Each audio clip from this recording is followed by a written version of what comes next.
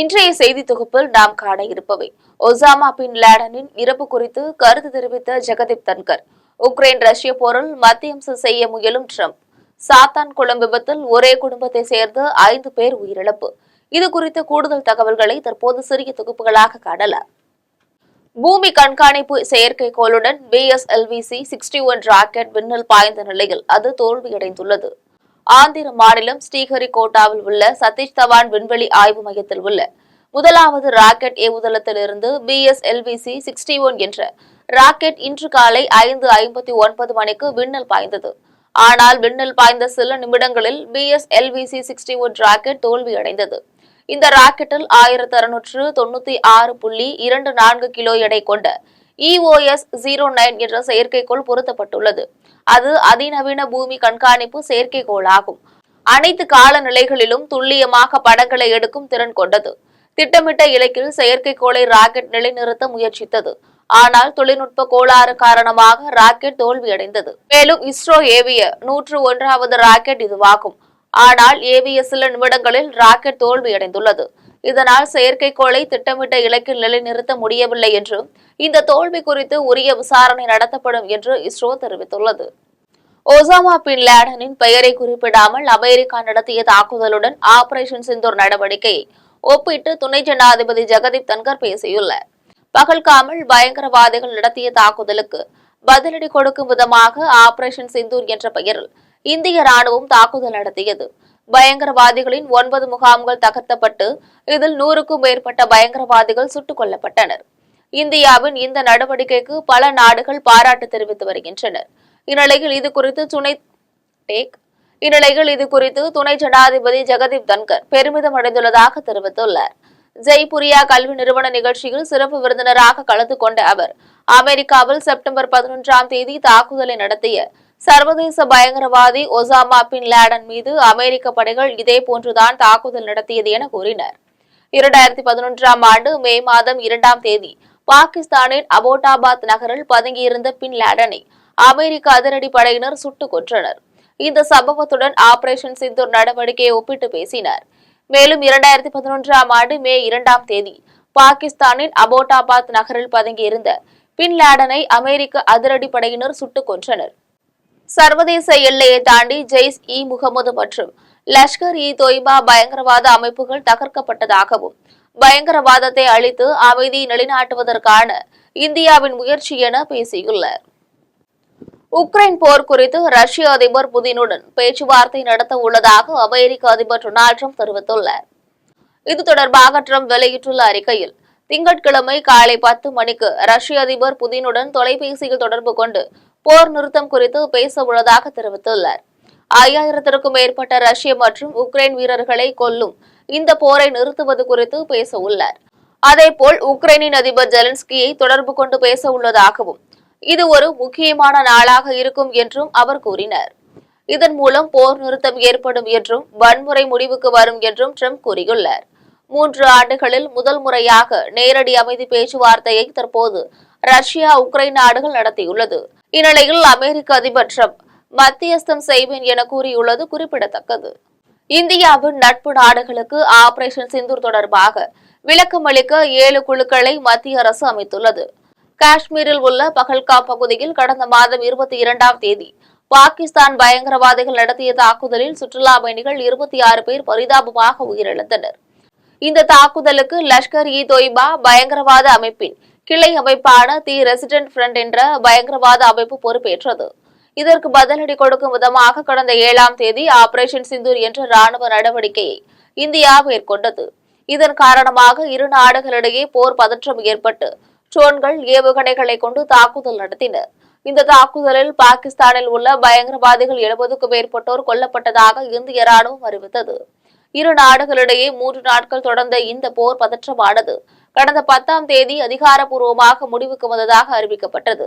இந்நிலையில் ஆபரேஷன் சிந்தூர் நடவடிக்கை குறித்து உலக நாடுகளுக்கு தெரியப்படுத்தவும், பயங்கரவாதத்திற்கு எதிராக நட்பு நாடுகளை ஒன்றிணைக்கவும் 7 குழுக்களை மத்திய அரசு அமைத்துள்ளது.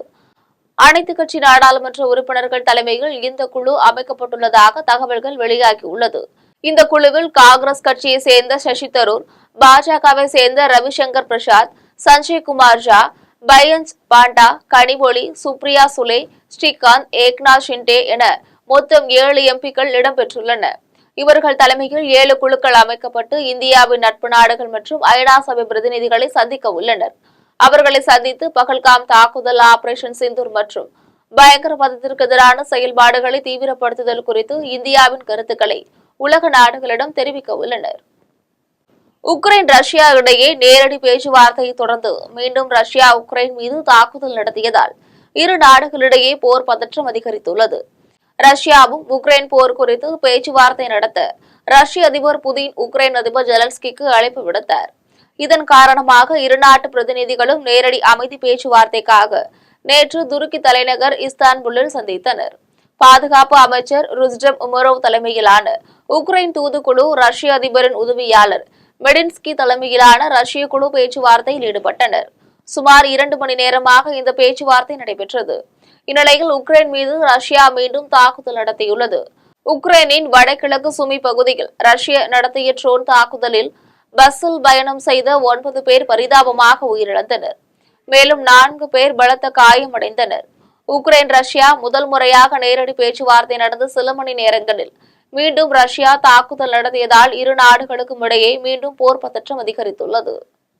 சாத்தான்குளம் அருகே கிணற்றுக்குள் கார் பாய்ந்த விபத்தில் ஒரே குடும்பத்தை சேர்ந்து 5 பேர் உயிரிழந்த சம்பவம் சோகத்தை ஏற்படுத்தியுள்ளது. தூத்துக்குடி மாவட்டம் சாத்தான்குளம் அருகே வெள்ளாளன் விலையில் ஒரு நிகழ்ச்சியில் பங்கேற்பதற்காக கோயம்புத்தூரில் இருந்து சைனி, கிருபாகரன் உள்ளிட்ட 8 பேர் ஆம்னி காரில் புறப்பட்டு சென்றனர். அப்போது சாத்தான்குளம் அருகே கார் சென்று கொண்டிருந்த போது எதிர்பாராத விதமாக கட்டுப்பாட்டை இழந்த கார் தடுப்பு சுவர் இல்லாத கிணற்றுக்குள் பாய்ந்தது. இதனை சுதாரித்துக் கொண்ட சைனி, கிருபாகரன் மற்றும் ஜெரின் எஸ்தர் ஆகிய 2 பேர் காரிலிருந்து வெளியே காயமின்றி தப்பினர். இதில் மோசஸ் வசந்தா தம்பதியினர், அவரது மகன் ஹெர்ஷோம் ரவி லென்ட்ரியா கருபா தம்பதியினர், ஹெர்சோ மகனான 1.5 வயது குழந்தை ஆகியோர் காருடன் கிணற்றுக்குள் விழுந்தனர். இதனை கண்ட கிராம மக்கள் கிணற்று நீரில் தத்தளித்துக் கொண்டிருந்த ஹெர்சோம் என்பவரை மீட்டனர். பின்னர் தகவல் அறிந்து வந்த தீயணைப்பு துறையினர் ஜேசிபி, கிரேன் இயந்திரங்களை கொண்ட தேடும் பணியில் ஈடுபட்டனர். 3 மணி நேர மீட்பு பணிக்கு குழந்தைகள் உட்பட 5 பேரை சடலமாக மீட்டனர். பின்னர் தகவல் அறிந்து வந்த காவல்துறையினர் வழக்கு பதிவு செய்து விசாரணை நடத்தி வருகின்றனர். ஒரே குடும்பத்தை சேர்ந்த 5 பேர் உயிரிழந்த சம்பவம் அப்பகுதியில் மிகுந்த சோகத்தை ஏற்படுத்தியுள்ளது. கரூர் சாலை விபத்தில் உயிரிழந்த 5 பேரின் குடும்பத்திற்கு தலா 3 லட்சம் ரூபாய் நிவாரணத் தொகை வழங்கப்படும் என்று முதலமைச்சர் மு.க.ஸ்டாலின் அறிவித்துள்ளார். கரூர் செம்மடை நாவல் நகர் அருகே ஆம்னி பேருந்து சாலையின் தடுப்பு சுவரை தாண்டி எதிர் திசையில் வந்த சுற்றுலா வேன் மீது மோதியதில் அதில் பயணித்த சிறுவன், சிறுமி, ஓட்டுநர் உள்பட 5 பேர் பரிதாபமாக உயிரிழந்தனர். இந்நிலையில் விபத்தில் உயிரிழந்த குடும்பத்தினருக்கு முதலமைச்சர் மு.க.ஸ்டாலின் இரங்கல் தெரிவித்ததுடன் உயிரிழந்த குடும்பத்தினருக்கு நிதியுதவி வழங்குவதாக அறிவித்துள்ளார். விபத்தில் உயிரிழந்த தூத்துக்குடி மாவட்டம் கோவில்பட்டியை சேர்ந்த சசிகுமார், அருண், திருப்பதி, காமாட்சி, அஸ்வின், விருதுநகர் மாவட்டத்தினை சேர்ந்த எழில் தர்ஷனா மற்றும் ஹேமவர்ஷினி குடும்பத்தினருக்கு தலா 3 லட்சம் ரூபாயும், பலத்த காயமடைந்து மருத்துவமனையில் சிகிச்சை பெற்று வருபவர்களுக்கு தலா 1 லட்சம் ரூபாயும் நிவாரணத் தொகையாக வழங்கப்படும் என தெரிவித்துள்ளார். அதேபோல் விபத்தில் லேசான காயமடைந்தவர்களுக்கு தலா 50,000 ரூபாய் நிவாரணத் தொகையாக வழங்க உள்ளதாக முதலமைச்சர் மு.க.ஸ்டாலின் அறிவித்துள்ளார். ராணுவ வீரர்கள் குறித்த சர்ச்சை பேச்சுக்கு மீண்டும் அதிமுக முன்னாள் அமைச்சர் செல்லூர் ராஜு தன்னுடைய எக்ஸ் தள பக்கத்தில் மன்னிப்பு கேட்டுள்ளார். கடந்த சில நாட்களுக்கு முன்னர் ராணுவ வீரர் குறித்து சர்ச்சைக்குரிய வகையில் அதிமுக முன்னாள் அமைச்சர் செல்லூர் ராஜு பேசியதாக பல எதிர்ப்புகள் கிளம்பியது. இந்நிலையில் இது தொடர்பாக அவருடைய எக்ஸ் தள பதிவில் மன்னிப்பு கேட்டுள்ளார். அதில் இந்திய நாட்டை கண்ணை இமை காப்பது போல் பாதுகாத்து வரும் ராணுவ வீரர்களை நான் என்றும் வணங்குவதாக தெரிவித்துள்ளார். செய்தியாளர் சந்திப்பில் திமுகவின் பேரணி குறித்து கேள்விக்கு மத்திய அரசையும் பாராட்டாமல் அவர்கள் நாடகம் போடுவதாக கூறியதை திமுக தொலைக்காட்சிகள் திரித்து போட்டுவிட்டார்கள் என குற்றம் சாட்டினார். இருப்பினும் ராணுவ வீரர்களின் மனம் காயப்பட்டு இருக்குமேயானால் அதற்காக மன்னிப்பு கேட்டுக் கொள்வதாக தெரிவித்துள்ளார். மேலும் அவரது குடும்பம் முன்னாள் இந்நாள் ராணுவ வீரர்களின் குடும்பம் என்பதை குறிப்பிட்டு அதிமுக முன்னாள் அமைச்சர் செல்லூர் ராஜு பதிவிட்டுள்ளார்.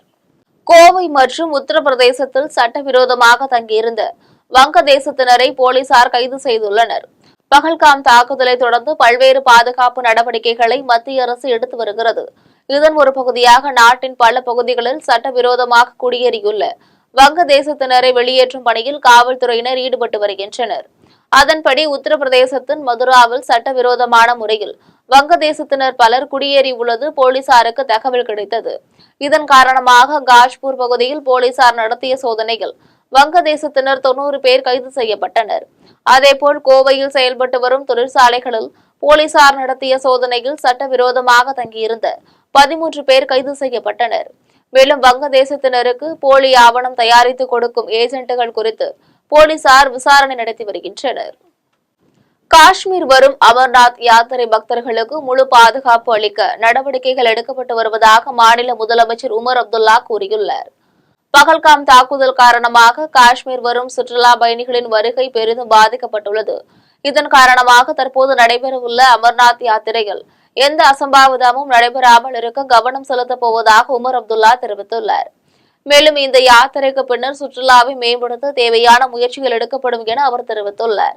52 நாட்கள் கொண்ட அமர்நாத் யாத்திரை வரும் ஜூலை 3ஆம் தேதி தொடங்கி ஆகஸ்ட் 9ஆம் தேதியுடன் நிறைவடைகிறது. இந்த யாத்திரையில் பங்கேற்க நாடு முழுவதும் 3.5 லட்சம் பக்தர்கள் ஆன்லைனில் பதிவு செய்திருப்பது குறிப்பிடத்தக்கது. மீண்டும் தொடங்கப்பட்ட IPL தொடர் மழை காரணமாக ரத்து செய்யப்பட்டது. இந்தியா பாகிஸ்தான் இடையிலான போர் நிறுத்தம் காரணமாக கடந்த 8ஆம் தேதி ரத்து செய்யப்பட்ட IPL போட்டிகள் மீண்டும் 17ஆம் தேதி முதல் நடைபெற உள்ளதாக அறிவிக்கப்பட்டது. இந்நிலையில் நேற்று பெங்களூரு சின்னசாமி மைதானத்தில் RCB KKR அணிகள் இடையிலான போட்டி மழை காரணமாக ரத்து செய்யப்பட்டது. இதனால் RCB KKR அணிகளுக்கு தலா 1 புள்ளி வழங்கப்பட்டது. இதையடுத்து நடப்பு சாம்பியனான கொல்கத்தா நைட் ரைடர்ஸ் தொடரிலிருந்து வெளியேறியது. தற்போது புள்ளி பட்டியலில் RCB அணி முதலிடத்தில் உள்ளது. ஏற்கனவே சென்னை, ராஜஸ்தான், ஹைதராபாத் அணிகள் தொடரிலிருந்து வெளியேறியுள்ளது என்பது குறிப்பிடத்தக்கது.